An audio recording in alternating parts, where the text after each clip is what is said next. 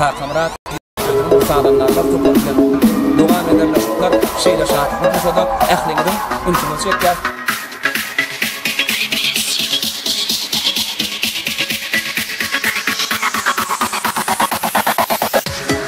Seni bir görsem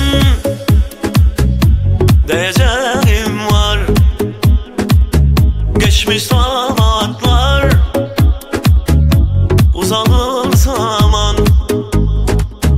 Seher açılsın, yanına gelir. Sevirem değil,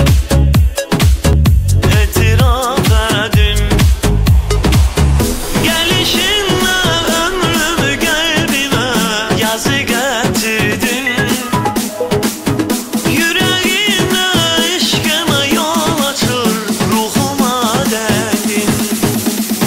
Rüzgar olsam senin yüreğime, öz yanına uçurarım. Yağmur olsam her gün yollarına, etrafına damlayarak.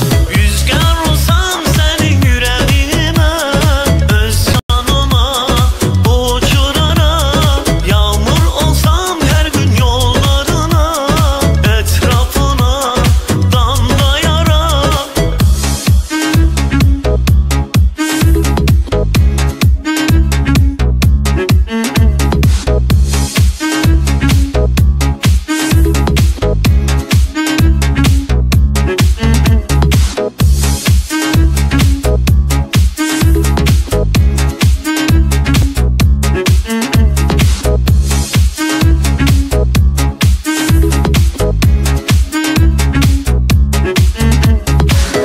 Bir günüm sensiz, bir anım sensiz. Benim hayatım olmasın sensiz. Başıma